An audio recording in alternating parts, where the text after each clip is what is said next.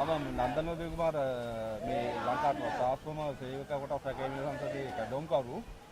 ඇත්තටම ලංකා ට්‍රාන්ස්ෆෝමර් සමාගම කියන්නේ විදුවල මණ්ඩලයට 63ක අයිතියක් තියෙන සමාගමක්. මේක ඊටු 137 කොටස් ප්‍රමාණය මේ සේවක අපි සියලු දෙනාටම අයිති දෙයක්. මේ ආයතනය මුල් අධිතාලම මුල් අත්‍යවරම කපුදාව ඉඳන් මේ සේවය කරන සේවකයන්ට මේ මුදල් ලබා නොදී මේ පාලනාධිකාරිය ඒ 137 කොටස් ප්‍රමාණය Taman රිසි පරිදි ඒගොල්ලන්ගේ කැමැති පරිදි බෙදා හදාගෙන භුක්ති විඳිනවා. ඇත්තටම මේ අපි සේවකයෝ වශයෙන් අපිට ලැබිය යුතු අයිතිවාසිකමක් ගැන තමයි අපි මේ කතා කරන්නේ.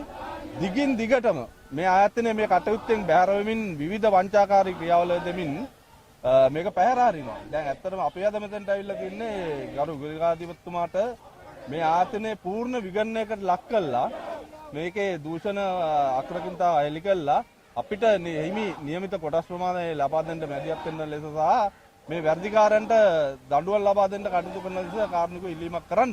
දැන් අපි ඒ සඳහා තමයි පෙළ ගැහලා තින්නේ. අපි ඉතින් අනිවාර්යයෙන්ම අපේ අයිතිවාසිකම දිනා ගැනීම වෙනුවෙන් කෙලවරක් දක්වාම සටනේ ඉදිරිය බලාපොරොත්තු වෙන තමයි අද මෙතනට එළියට ඇවිල්ලා ඉන්නේ.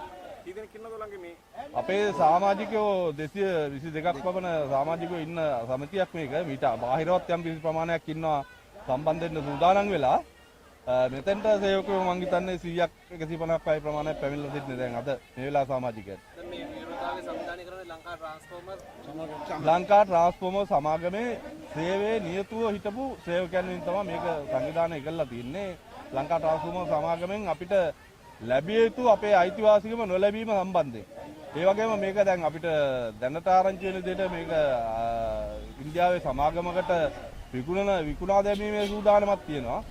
ඉතින් එතකොට ඇත්තටම රටක් වශයෙන් අපේ රටටත් ඒක යම් හානියක් තියෙනවා. පෞද්ගලිකව අපිටත් ලොකු හානියක් තියෙනවා. ඉතින් ඊට පෙර අපි කටිනම් මැදිහත් වීමක් සුගිරකාධිපතිතුමාගෙන් බලාපොරොත්තු වෙනවා මේ සම්බන්ධයෙන්.